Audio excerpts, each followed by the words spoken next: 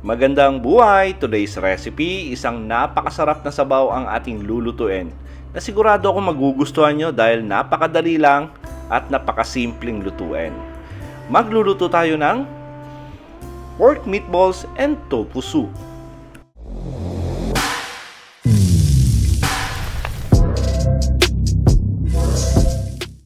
At umpisan muna natin sa paggawa ng ating pork meatballs. At gumamit pa ako rito ng 400 grams. Lagyan natin ng half teaspoon of salt, half teaspoon of black pepper powder, tapos lagay tayo ng oyster sauce. Ngayon pwede rin kayo mag-add pa ng soy sauce kung gusto nyo lang. Pero mas yung oyster sauce, okay na po yan. Tapos lagay natin yung ating carrots, yung ating diced onion, yung ating spring onion, tapos lagyan natin to ng liquid seasoning. Tapos haluin muna natin ng maigi para magpantay yung lasa ng ating meatballs. At maganda yan pag medyo may konting pressure habang hinahalo nyo. Tapos lagay tayo ng isang itlog. Lagay din tayo ng 2 kutsarang cornstarch. Ito yung magiging binder natin, yung itlog at saka yung cornstarch. Tapos haluin natin ng maigi. At maganda yan pag hinahalo natin, samahan natin ng konting pisa or lagyan natin ng konting pressure para talagang mabind natin na maigi yung ating karne. Pag okay na, tabi muna natin to.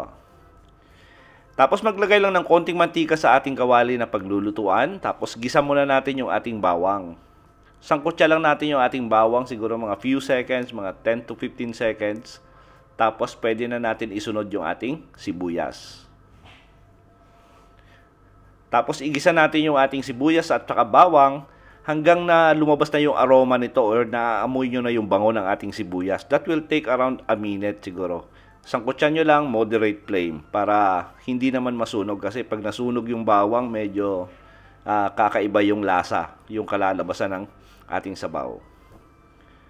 And by the way, para sa kompletong listahan at tamang timbang ng ating recipe, sinulat ko po sa description box.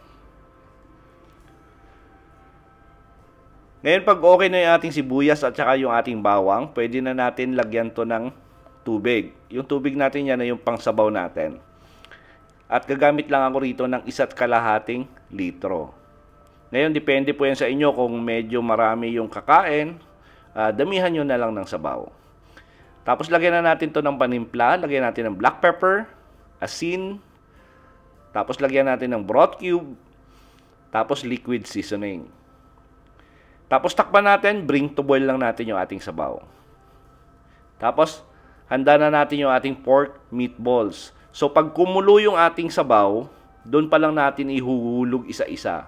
So, gayahin nyo lang yung technique na ginagawa ko para mas mabilis kayo makagawa ng meatballs. Not necessarily na perfect yung meatballs na gagawin nyo as long na napoporm nyo siya ng bilog.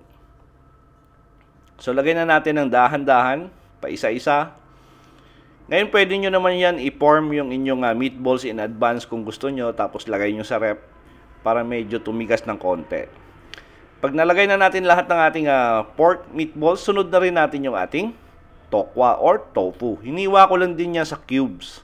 Tapos, lagyan natin ng patatas. Pamparami lang yan. Depende po yan sa inyo kung lalagyan nyo o hindi. Tapos pinakuluan natin ng mga 10 minutes. After 10 minutes, haluin natin. Malambot na yung ating patatas at lumabas na yung lasa ng ating meatballs at nahalo na dun sa sabaw. Tapos lagay na natin yung ating bok choy. Ngayon pwede kayo gumamit ng pechay Tagalog or pwede rin kayo gumamit ng Baguio pechay. Depende po yan sa inyo kung ano yung mura dyan sa lugar nyo, yun na yun. Basta may leafy vegetable tayo na idadagdag. Tapos takpan lang natin to for 3 minutes at pwede na natin iserve yan. Yung ating pork meatballs and tofu na ginawa nating napakasarap na sabaw. Tapos garnish lang tayo ng spring onion. Nako, na-imagine nyo na ba yung sarap ng ating pork meatballs and tofu soup? Nako, try nyo sa bahay at sigurado kung magugustuhan nyo.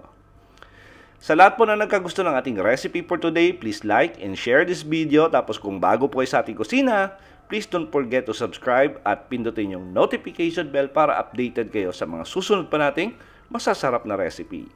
Salamat sa panonood at ito ang Kusina ni Dan Levy.